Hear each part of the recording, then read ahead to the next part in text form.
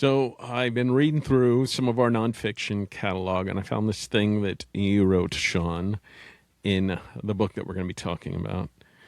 Dave, Oh, Dave, what did I write?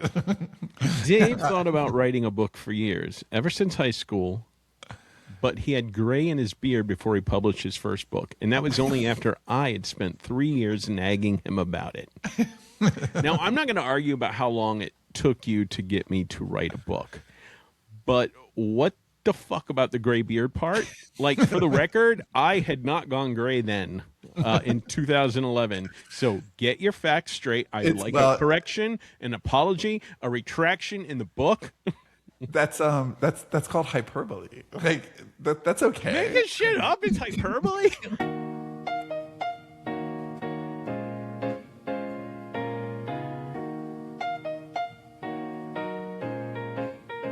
Once upon a time, 3 writers helped crack open the indie publishing world. Then they rode into the sunset, building bigger stories, taking bigger swings, and learning what actually lasts when the noise dies down.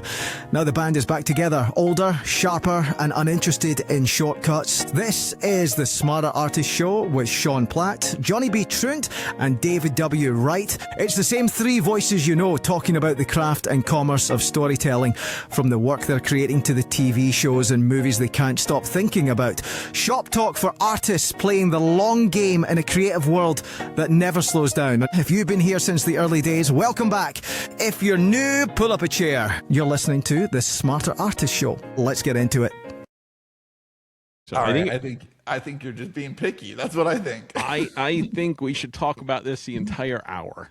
Fine by me. Yeah, what's your something cool? The second season of Beef. Did you see the first season of Beef? I've never seen the first episode.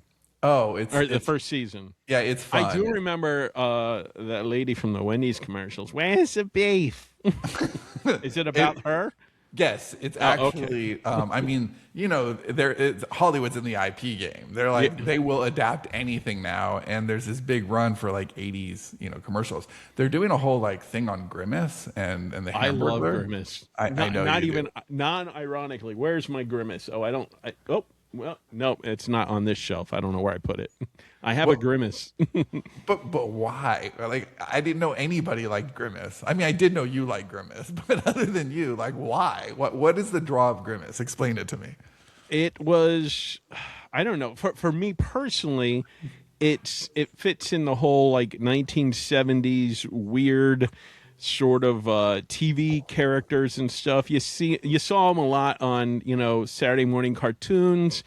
And it reminds me of, when I was young and I liked weird, freaky shit on TV. Like, they had, I didn't like HR Puff and stuff, but like stuff like that, adjacent to that. And Grimace, was kind of like that. And Grimace could fit in that world. I thought he looked cool. And yeah, so. How do you feel about the Hamburglar? I never liked that motherfucker. Yeah, he's sketchy. Yeah, he's out for my burger. So yeah, the first season of Beef is not an adaptation of the Wendy's commercial. I've lost interest. Yeah, it's Ali Wong and Steven Yeun are From Walking Dead. From Walking Dead and Yes. other things like that. It's not the only thing he That ever is did. the only thing he's ever done. But he And then he died on the show, and and his career is like murdered dead to with a you. baseball bat, and so he must have did Beef before then. So he did Beef after then. And What, he was alive? He's alive. He's I still thought alive. Walking Dead was like true. No, No, it's not. So he did. He did. It's road rage. They get into this like major. He and Ali Wong get into road rage. And so is it set in Florida? Yes. No, it's actually set in Calabasas, I believe. And so they. That's just like the inciting incident, and then there's 10 episodes of their beef escalating into like mythic proportions, and we actually just finished watching it the second time because we watched Beef season 2 and we really enjoyed that, and then we went back and watched Beef season 1. I actually like season 2 better. How do they hold that premise for 2 seasons? Well, that's why it's my something cool. So it's like it's turned into like an anthology show. It's different. So Oh, okay. I was going to say. totally different cast, totally different premise. And I never thought they could have got a season 2 out of it because it really was a singular experience. But I really liked how they handled it, and I really liked the themes, and it had a lot of the same themes, but in a like with a different lens, and then a few new ones. So there's definitely in both shows a real class struggle. The difference between how very wealthy people live and then the people who are at the bottom, and just the divide and the agita that exists, in that gap. And I think that is only going to be a more relevant theme. And I like how both seasons explore it. But I also really liked the theme in the second season of like old love versus new love. So there's an older couple and then there's a younger couple, and the older couple is like they had their young love. They've been together for a long time, and now they're fighting, which is how it opens up in the first season. They're fighting, and then the younger couple sees them fighting and is able to use that as blackmail because of the way that they're fighting. And so the young couple, but you see the young couple, how their like really idyllic young love already starts to erode. And it's I'm not going to say it's like the best thing on TV, but it's typical A24, and I don't think that it was reasonable to expect a great second season of Beef, given how much closure the first season offered. But I was surprised to see it and skeptical that it would be awesome, and I really enjoyed it. So Beef season 2 is my specific something cool, but Beef as a series is my general something cool, and I recommend checking it out.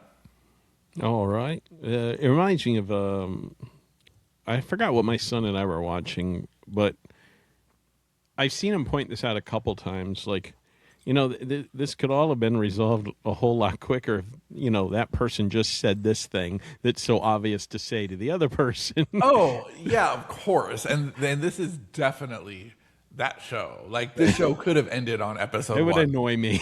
Easily. And it is kind of obnoxious how in the ways that it escalates. It's not really that believable, but that's so not the point. It is typical A24 in that way, where it's more about what's being said than the way things are being said. And it's a little artier than the typical Netflix fare. Like it is Netflix, although it feels a little more like it could be an HBO show. Well, speaking of the Americans, My Something Cool stars Matthew Rhys from I know what this is. Widow's Bay on Apple. Have you seen it yet? No, I don't know that I will, because it looks like straight horror, and Nope. I don't know that I'll make time to see it. Is it really good? Well, I've only seen the first episode so far.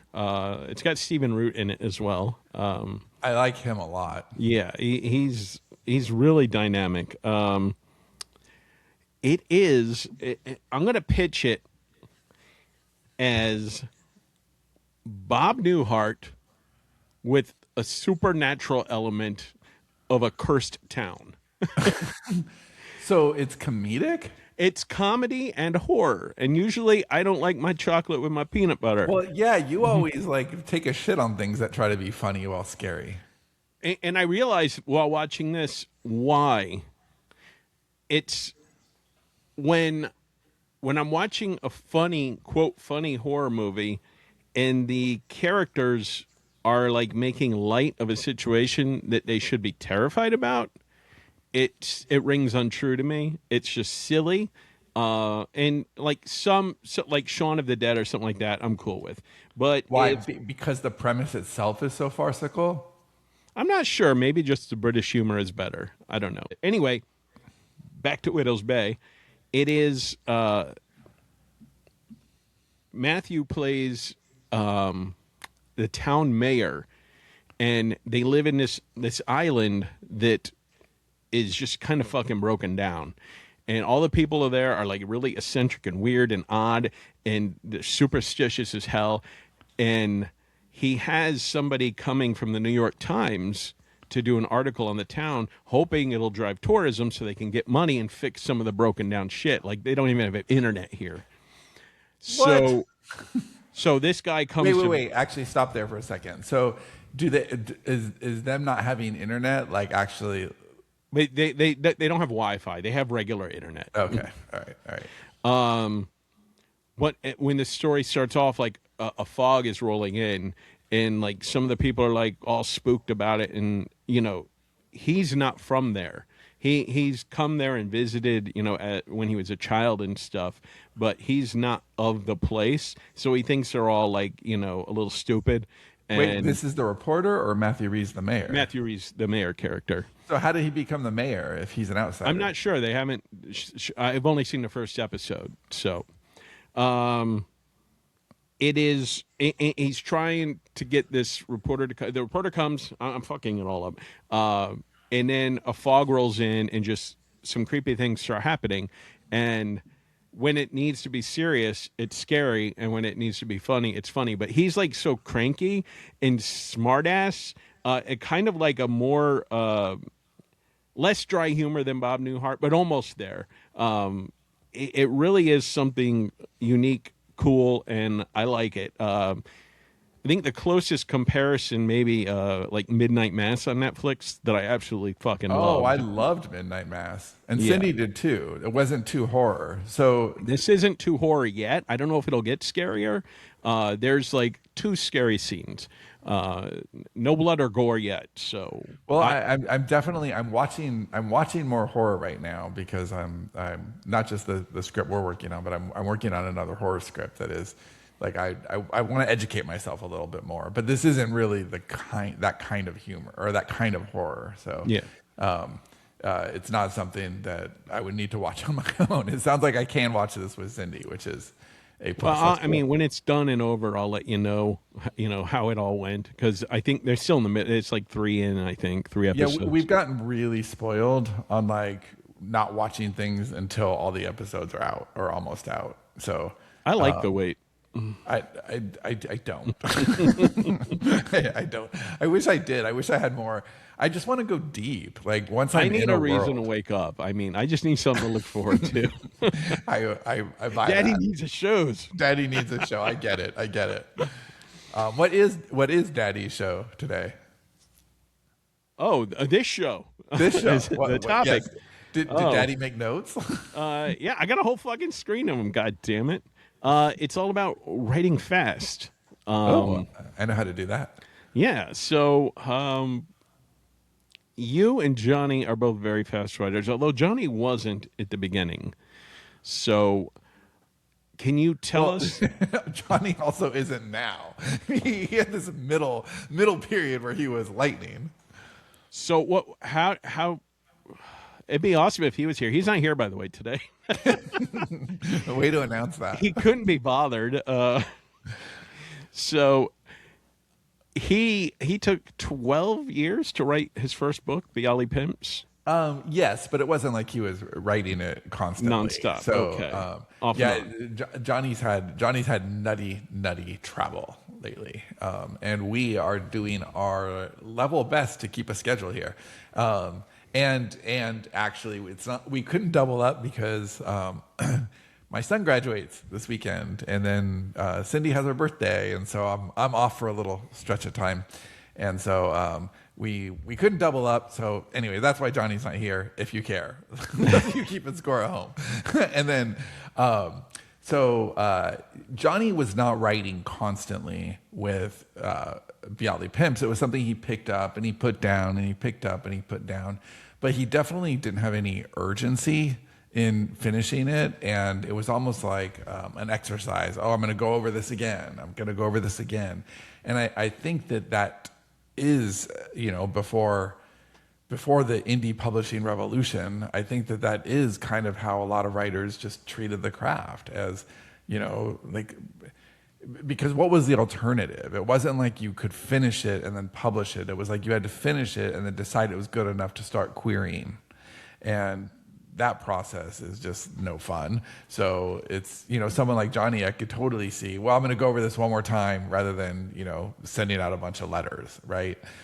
Where by the time he did Fat Vampire, we were already, 4 or 5 months into the show, and he was watching us publish on a weekly basis. And so he was like, I want some of that. Those idiots can do it. I could do it. Yeah, kind of. So the topic comes up today because we're republishing. How would you say it? We're refreshing some of our older books. Yeah, we're refreshing. So this particular one is How to Write Fast, which already existed, but now it has the parenthetical How to Write Fast with or without robots. I think, is that exactly right? Yes, that is exactly it. And so I gave the draft a pass and cut some stuff out and added some new stuff, which I did really fast. By the way. Well, that's why you weren't able to fact check my beard. You know what? I think that was new copy, actually. Hold on, I need a fresh Dave insult. You should put that like a sticker on the front cover. Now with like 25% now more Dave more insult. busting. Yes. Daddy's got a beard. Because look, here's the thing. Now writing fast isn't as special as it used to be because you can have robots help you with the writing process. However, I've also found that I think I make this point in the book in some smart-ass way that, I wrote over 100 and whatever books when AI was still autocorrect. So I don't need AI to write faster. And in fact, AI slows me down a lot of times because of the amount of correction and editing that needs to be done. I just have so much muscle memory on writing fast. So that's not really something I need help with. And it can often get in the way. But I think that the principles of writing fast work either way. It's having your shit together, essentially. And you can use, even if you're not using generative AI to actually create drafts for you, you can still use AI to help you write faster, because one of the reasons that I am able to write really fast is because I always write from an outline. And you can have Claude or whatever your AI of choice is help you to write a really good outline. Now, having said that, never have Claude just write you an outline, because you will get a garbage outline that doesn't have enough emotional stakes. It doesn't have enough foreshadowing and seeding, and you really need. I have found that your outline is going to be exponentially better if you're actually using it as a brainstorming partner and saying, "Hey, how does this sound?" Or if you have a bunny. Yes, but just saying, hey, I have a story about this island where everything is broken down, and there's a fog rolling in, and there's a reporter coming in. Can you write me an outline about the story? You're going to get something that is so generic that it just why bother? But if you come up with a bunch of ideas and you say, okay, I want it to be like Bob Newhart. I definitely want a comedic edge to this, but I actually want the scares to be real. Here's what I'm thinking. Can you give me 10 ideas for how I could blend humor and horror in some really interesting ways? That's a great way to use AI to help you develop the outline, rather than, can you write me something that is scary and funny? Because you're going to get a garbage result there. And then once you have that outline in front of you, then you can use your writing skills to hit the beats and stay in flow. I keep every time we talk about AI and writing, I keep thinking to myself, next time I open up the AI, I'm going to ask it to tell me a joke. I just want to see how it does humor, because I'm guessing it can't. No, I've done that. I've done that a bunch. Your life. Ha! Yeah. I think that's the problem, is that the AI doesn't know how to be mean yet, right? And so I don't know. I think that it's not that humor needs to be mean, but humor needs to be it can't be timid. And I think that in my experience, and this is a good thing, the robots are still timid, right? I don't think we want the Well, except for those reports about the robots lying to stay alive and not get turned off, and the and choosing to blackmail. kill the person. Yeah, it Yeah, gets that dark fast. timidity is not going to last long. Well, yeah. Tell me how your joke experiments go. I'm curious. I haven't done it yet, but I will do it. I am so like I don't mind using AI to like brainstorm some things. Never my ideas for a story though. That to me is so me, so personal. Actually okay. So something I've been writing in the background of Oh, wait, wait, fantasy. wait. No, no. Let me stop you there because how many times have we been collaborating, and I give you an idea, and then you run with that idea. So the core idea didn't come from you, But I but know then it you came from a person, and it's not a but then you computer. personalized it. Yeah, as long as you personalize it, I think that's the thing. If you get a core idea, hey, look, I just need a jumping off point. Can you give me 10 ideas? And then you take one and you're like, that's actually has the root of something. Let me see what I can do with that. To me, that is still a very human experience, even if you're it's a brainstorming partner. Yeah, I'm still. I see what you're saying, and I did. I forgot what the story, if we even did anything with it. There was a story where I wanted to know how an AI would respond to something like some thriller thing we were doing, and I asked the AI how it would respond and what were the weaknesses of each thing. It was more of like a kind of a research thing, and then I looked it up and stuff. And for that, it was good for me, but not for idea phase. I'll give you a case in point. I've been writing, my fantasy story. I'm not writing the story. I'm writing about the story, but I'm like world building and probably have like 4 journals now of world building, and I keep Four changing it up. journals over what period of time? Probably 5-6 years. I don't know. It's been a while. And one of the things I'm struggling with a lot is naming the continents. I have my story fleshed out like a motherfucker.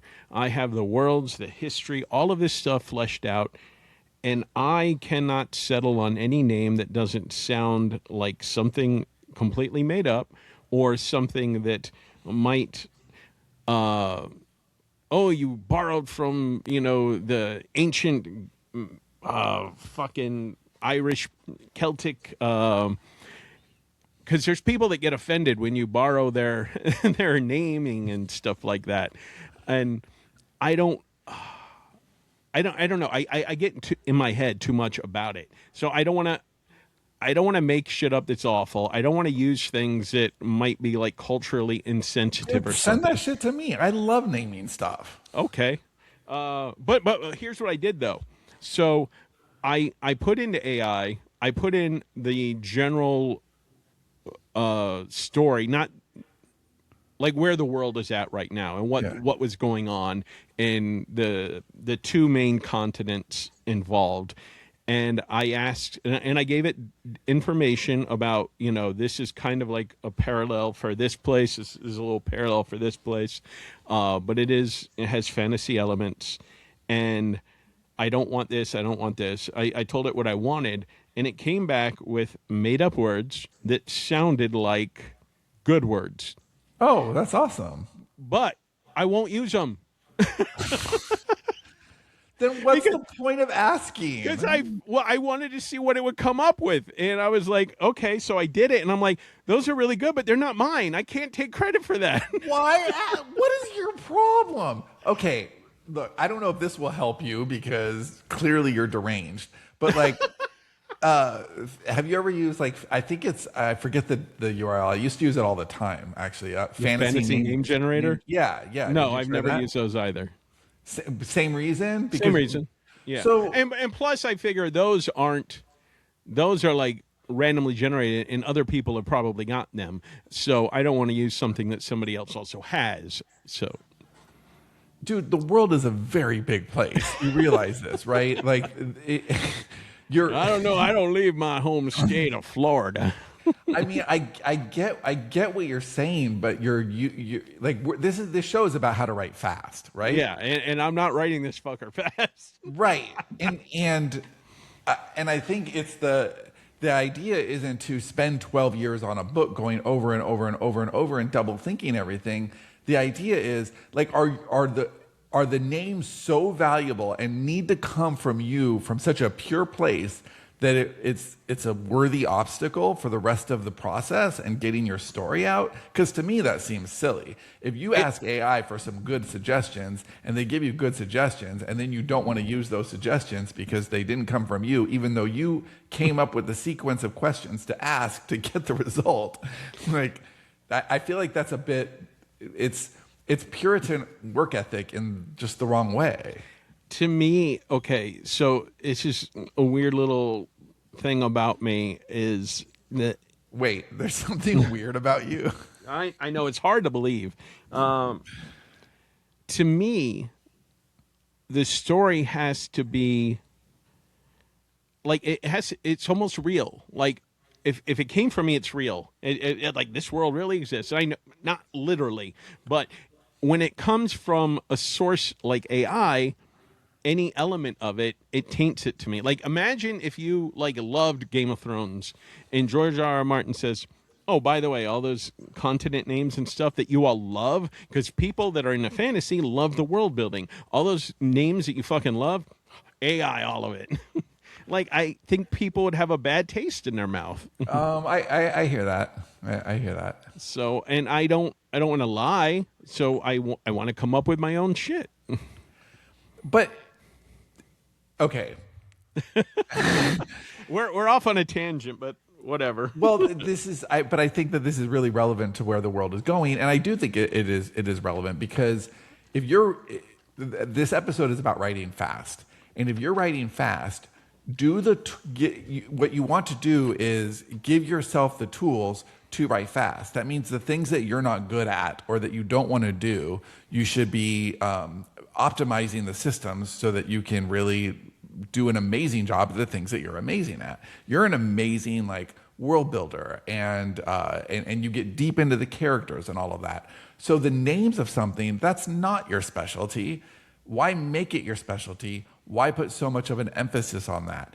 Get the answers you need, write the story, and if you want to go back and change the names later because you've spent time in the world. I did think about using them as placeholders just so I can get past this, and because it's hanging me up to the point where I've drawn world maps, but I've left off details about it, and I would like to have a name to put down there. All right, I'm going to tell you you're being ridiculous. All right? I know that. And I'm going to say that your question about Martin is I totally hear that, but that's an artifact of the time and place we live in now. Forward 10 years in the future, and I don't think it will matter because it's going to be a part of people's creative process. It's going to be oh yes, I used an AI tool to help brainstorm and to get this amazing story out there, but it's still him. If he's, I'm not saying he would use AI for no, I'm sure he would be very opposed to it. But if you have an artist who's using names or AI to help develop names because that's not a specialty for this artist, but now they have extra time to go deeper in other places that they wouldn't have had time or bandwidth to do before, then it's still additive to the process. It's what you don't want to do is cheat yourself or cheat the reader. Those are the things you don't want to do. You're saying, I want it to be pure. I want it to come from a pure place. Dude, everything you put into it is coming from a pure place. If you get a little help, that's whether you're asking me for help to name something because it's not your specialty or an AI. I would have no problem with that because your name would presumably be on the book with mine if we co-wrote it. And but if I wrote it on my own, then... Okay, so if we didn't co-wrote it, would you have a problem with asking for No, help? because somebody still thought of it. And you worked with me to come up with the names. You looked at what I had, and it I know it sounds stupid, but to me, it's like a slippery slope. Okay, well, I'm not good at naming names. Well, I'm not good at writing, so I'm just gonna do. Like it's such a slippery right, but if you're slope. not good at writing and you're just do, then you're going to Oh, end up okay. with garbage. I'm not good at writing romance. So should I just have AI write me a romance book? Well, why is that? Why is that the question? Because you're not interested in publishing romance, at No, least I'm to my not. knowledge.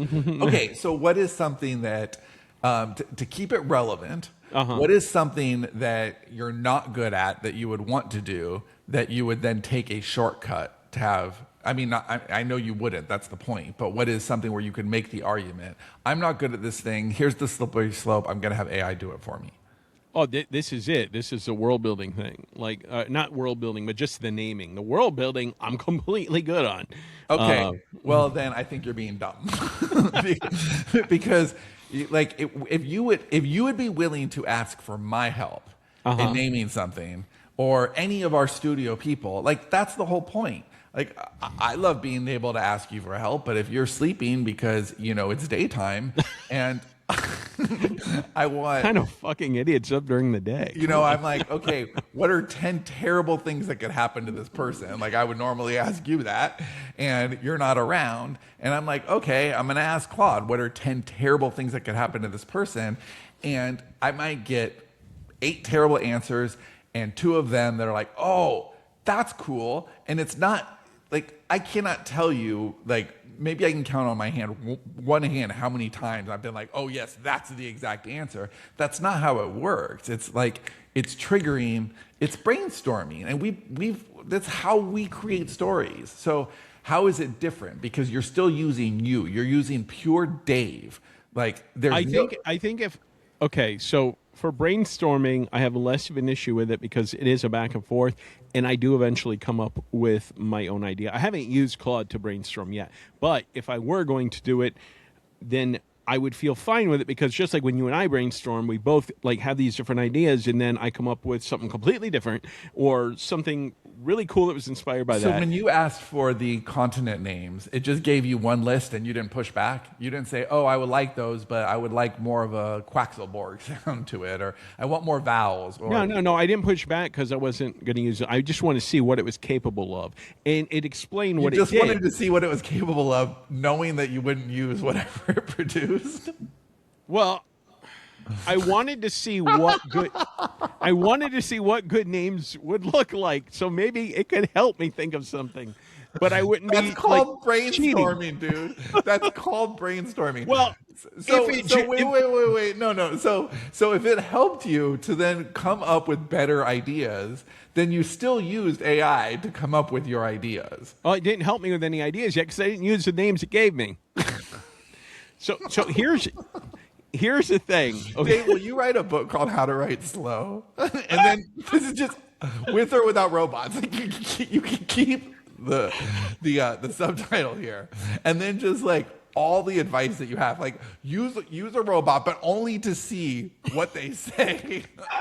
Just disregard it all. You just want to take the temperature. Well, the thing that I like that it did do that I don't have the fucking like research or knowledge to do myself, and it essentially made up words that sounded similar to the places that I'm referencing without being actual words that were used, without being actual words that were used by any other author.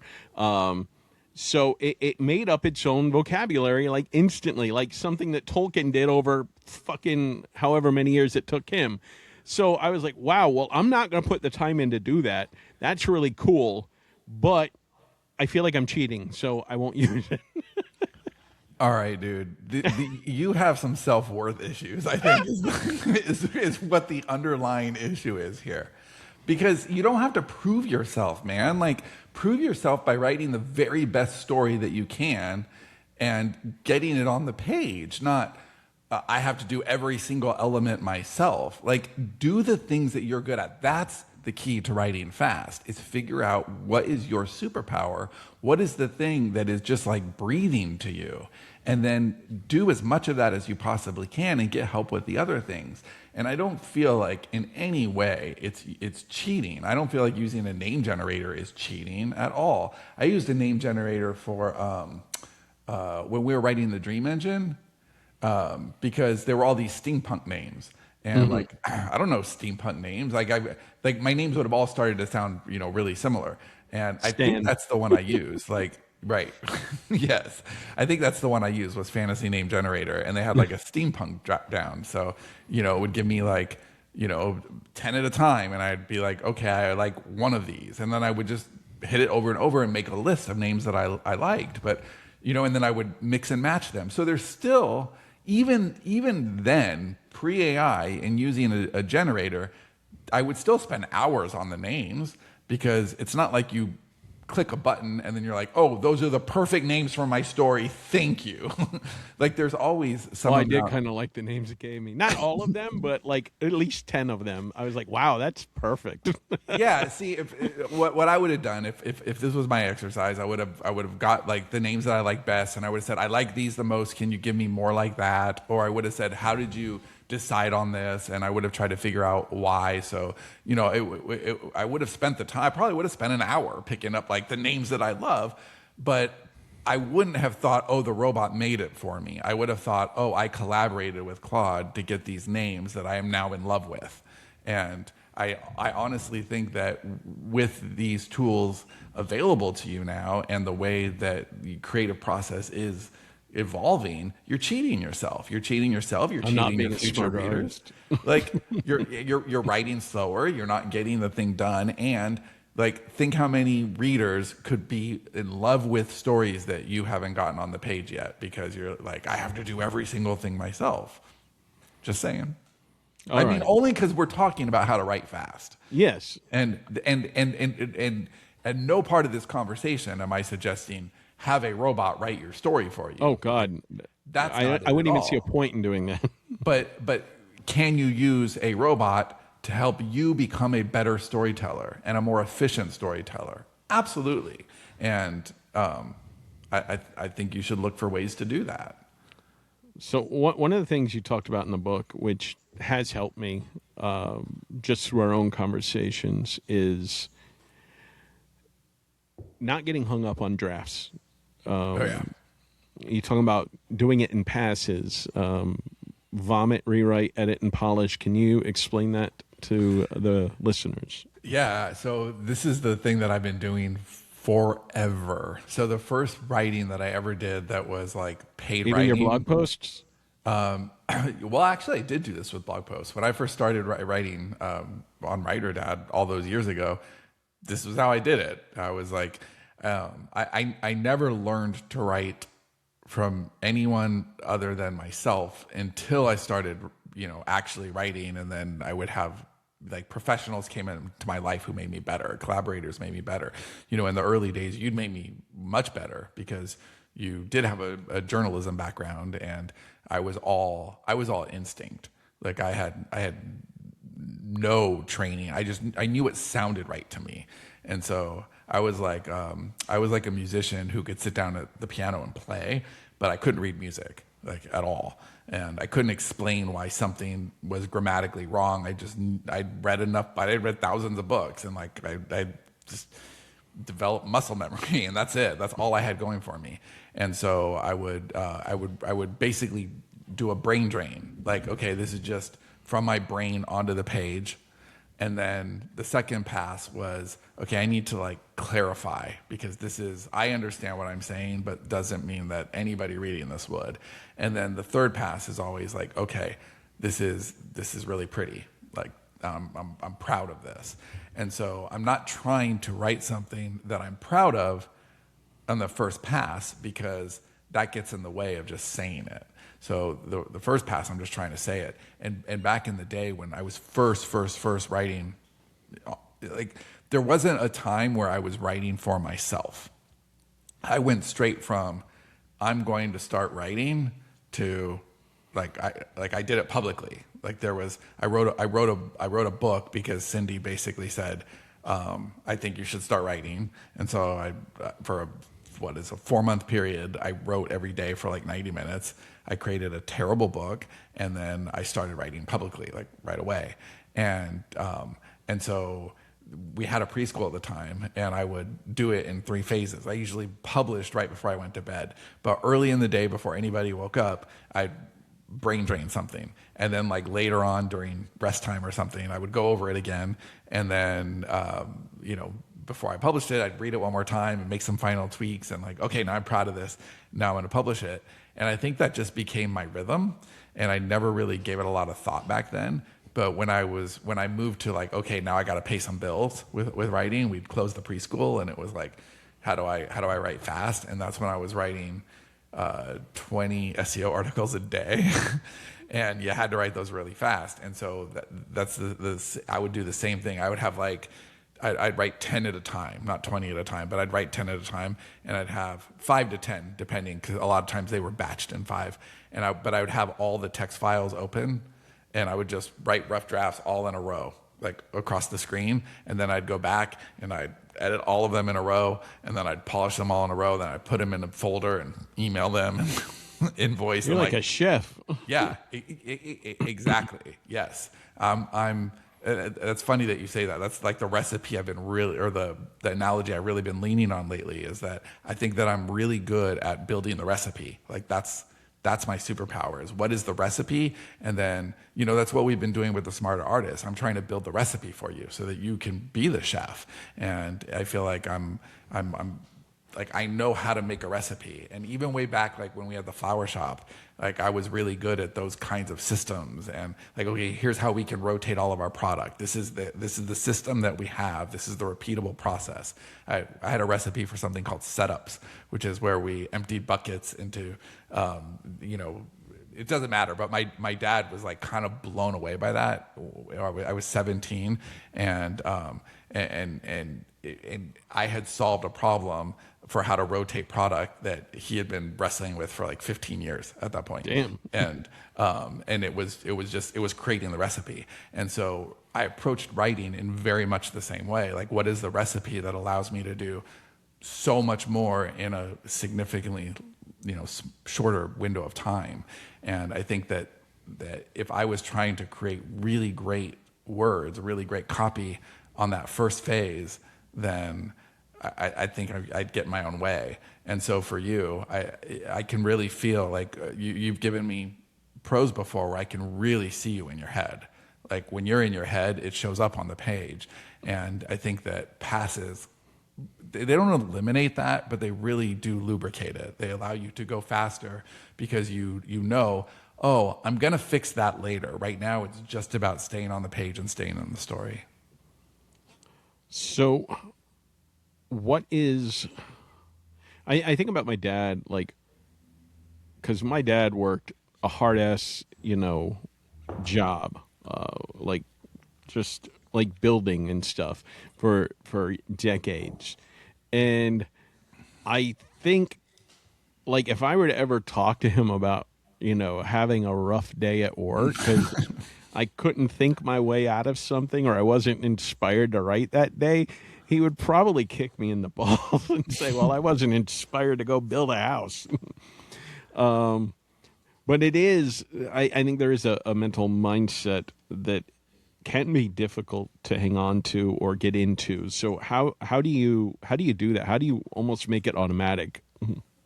Well, I think that you have to build the habit. You have to build the muscle. Remember that habits episode? How are your habits going, Dave? Yeah. I did not get any deeper into Obsidian. Yeah. Okay. Yeah. I mean, that's exactly it. I think that you have to teach yourself. I think that, I don't think that these things come naturally unless they come naturally. Like there are some people who writing is natural. They just get into flow. And I think that I'm fortunate in that way that writing was a natural thing for me. I'm a word person, and so that's why Cindy was convinced that I would be a good writer, because she's like, dude, just put it on the page. Like I realized she was asking for quiet, but that part hasn't been hard for me. But still, I don't think I would be able to produce what I have produced without systems. And I think that the systems are all about knowing my weaknesses, and I have a lot. Like, like I bust on you all the time, but like you could bust on me right back. You know the things I'm not good at, right? And I can be very scattered. I can have too many things going on, and so I have to buttress myself against those things. I have to make sure that I'm setting myself up for success by acknowledging my deficits and leaning into my strengths. And for you, you know what you're not good at, and you know what you're good at, but I don't think that you always take the time to be really intentional about making sure that your plate is only filled with the things that can accelerate your momentum. Well, speaking of full plates, it's bad ad read time. Oh, good job. You really leaned into the bad ad read segue. I like it. Bad segue, bad everything. Are you like me? I hope not. I mean, me personally, and for everyone listening, I hope the answer is no. Would you like to write not only faster, but better? Do you Yes. want to get out of your own fucking way? Yes. Is this an Today's advertisement sponsor- for Claude? What's that?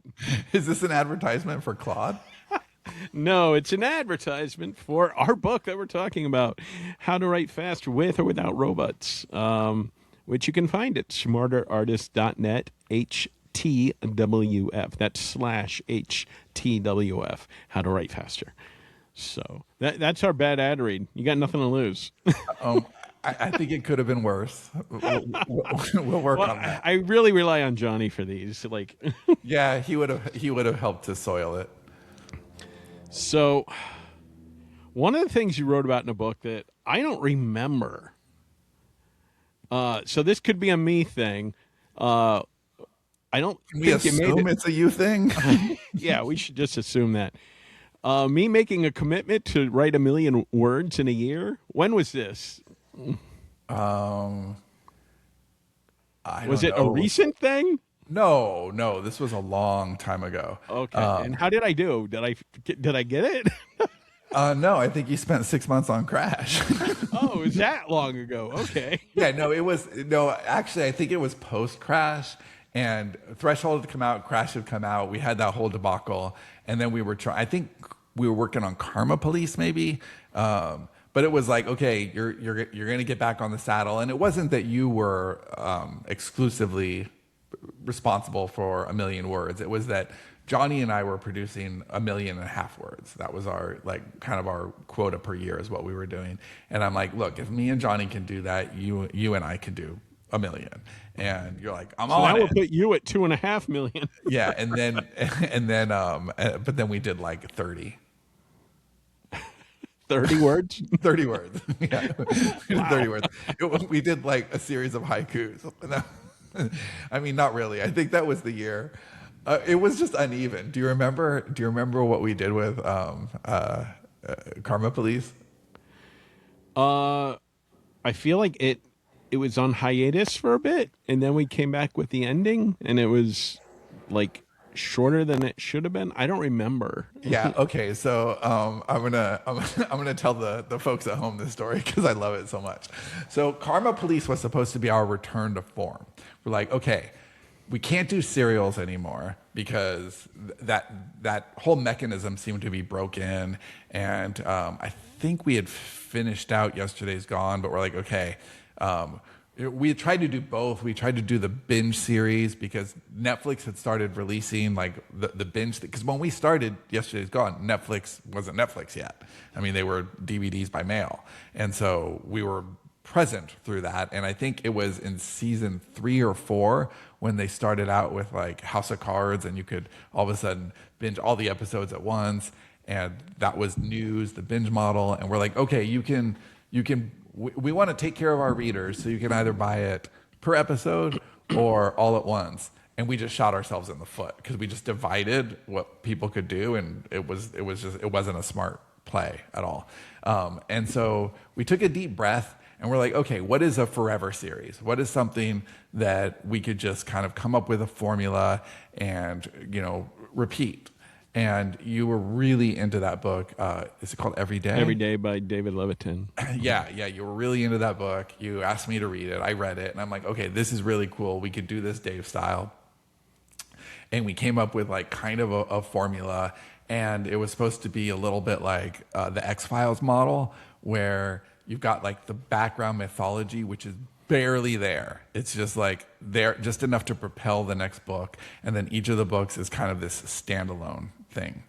And there were 40,000 words, and we had a very, very nice formula, and it lasted exactly one book. And then the next book, it's all mythology, and there's creatures, and there's like, but it wasn't mythology you had figured out. You're clearly making it up as you go along. No, I wasn't. I remember where I was when I came up with the rest of the series. I was in a Walgreens walk-in clinic because I was sick, and I was waiting forever, and I had my journal. Oh, those syphilis lines are long, dude. Yeah, syphilis, yeah. Well, I got to collect all of them like Pokemon. I want all the STDs. So I'm sitting there, and I'm just like, I'm in my head thinking, I was like, holy shit, this is perfect. And I just started writing all of it down, and it was just like, I still. Yeah, but that wasn't the second book. That was not the second book. That was like I don't remember when it was, but I just remember loving what I came up with. Yeah, but that's the whole point. You were making it up as you went along on book 2, and it got really unnecessarily complicated really fast. And now we had all this mythology to answer. And then instead of being 40,000 words, the next one is like 32,000 words. And then the next one after that is 18,000 words because you didn't have enough story and you're making up as you went along. And then there's this sharp cliffhanger. Then you figured it out. But then the next one is like 50,000 words and then 23,000. It is the most uneven writing experience in our entire catalog, which is already funny, but it's extra hilarious because it was supposed to be our forever series that it was the most consistent experience for a reader. And it ended up just being a 6. And we couldn't even sell them separately because it was such a helter-skelter experience for the reader. So you can only buy that series now as like one book. I would actually like to reread it because of the things that I have written. Like, that one felt really good to me. I don't know if it sold anything. I remember liking it a lot, though. But I don't know. I must have got burned out by something, like maybe it wasn't selling or just word counts. I don't know. Or just Dave. What's that? Or just Dave being Dave. Maybe. My mind was already on the next thing I wanted to write. Who knows? So we've had a fun conversation here today where I mostly went on a side tangent. I think people are here for the side tangents, Dave. I heard when we said we were going to do more structured episodes, some people were scared that, we might go too structured. I think we put that fear to rest. I do too. I think the rebellion is sound. But for somebody that struggles with, writing regularly, writing fast, what have you noticed? Because you work with a lot of different writers in the studio, and they don't all write fast. I mean, they all write competently and good stories and stuff. No, that's very true. Writing fast is not a common denominator in the studio. So what do you notice among people that don't write fast, and how could they change that? I think it goes back to what we were talking about earlier, that you really want to lean into whatever your gifts are. And I think that one of the things that makes our studio work really well when it's at its best is that we're really leaning into the individual gifts that we all have. So I'll use Niney as an example. Niney, when she came to us, she'd written 15 books. I think she's probably written, 20 plus since then. It would have to be more than that, actually, now that I'm thinking. Maybe 30. So twice what she did in her entire 40 plus year career by the time she got with us. And that's amazing. And it's because she is a brilliant storyteller. She's a phenomenal draft writer. She doesn't like writing outlines, but and coming up with some of those raw ideas. But she's in a studio system where she doesn't have to come up with the raw ideas, and she can get help brainstorming and all of that. So I think by surrounding yourself with people or tools or community or workflows or systems or fences or whatever it is that allows you to not do the things that you're not as good at and do more of the things that you're good at, I think that's how you learn to write fast. And then developing the habit so that you're consistent, because I think that consistency absolutely breeds speed. So if you only have 20 minutes a day to write, I think that is way, way, way, way better than 2 hours once a week. You know, if you could just, you develop it, you just like, I'm gonna sit down, I'm gonna write. And you do develop that muscle memory, you do develop that speed. Yeah, I know whenever I've gotten away from writing for a bit, for whatever reasons, and I come back to it, it's a lot harder. It's kind of like walking.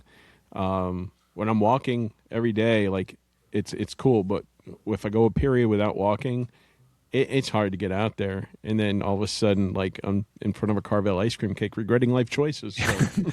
Dude, like as fast as I write, same. One of the reasons that I write every single day is because when I stop writing every single day, writing becomes hard again. And then, you know, like it gets easier, and it gets easier faster each time. But there is still that like adjustment period that is kind of painful. And if I just write every single day, then I never have an adjustment period. I can hit flow unless I'm really tired, which, you know, happens as I get older. I'm tired more. Well, on that note, we're going to close this out.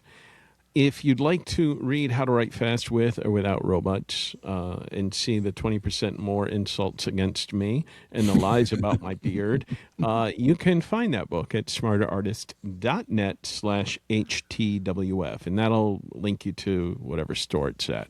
I think it's only at Amazon right now. I don't know if it's going to be anywhere else. It is only at Amazon right now. It will eventually be everywhere else. So if you're listening to this in the future, it's probably everywhere else, and the robots won.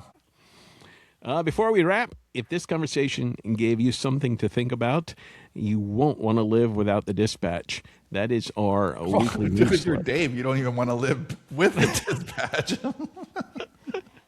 Hey, I already told you, as long as you have a TV show to watch, you have a reason to live. So head over to smarterartist.net/dispatch, sign up, and you'll get a copy of the Smarter Artist Method.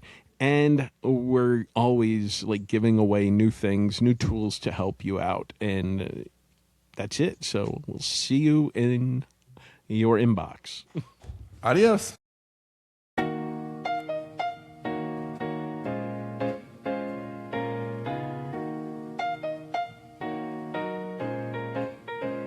They chase the spark, we own the dark. They feed the scroll while we leave a mark. No tricks, no hacks, just the code they lack. Yeah. We stay on the rails while they fall off the track. Smarter artists never die. Yeah. We don't lay stone for spectacle, don't frame for applause. We build the boring way, with discipline and pause. They expect the penthouse view before the footing is set. A crown without calluses, a win without sweat. The craft is in the mortar, not the hunger for more. Not the facade that cracks with a hollowed out core. You want the trick, it's tedious, it's thankless, it's true. Show up with intention till the structure starts showing you. They go fast, we go far. Paper planes versus iron bars. They chase spikes, we stack days. We build the house that never fades. Let them run, let them fly. Smarter artists never die. Yeah. Yeah. They chase vanity metrics that die at the peak. We pour the slow foundations while they sprint for the streak. We don't rent out retention to whatever blows through. We're setting corner posts for storms they never knew. We're not racing to the ribbon, we're widening the base. Let the footing fully cure before the frame locks in place. Every draft's another course, every session's a beam. We're not chasing momentum, we're constructing the dream. They go fast, we go far. Paper planes versus iron bars. They chase spikes, we stack days. We build the house that never fades. Let them run, let them fly. Smarter artists never die.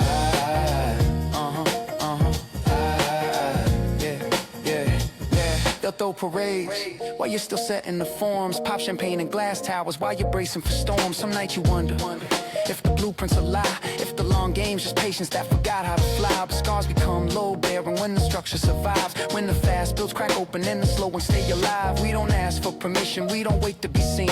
We're drafting our futures in the quiet in between. They go fast, we go far. Paper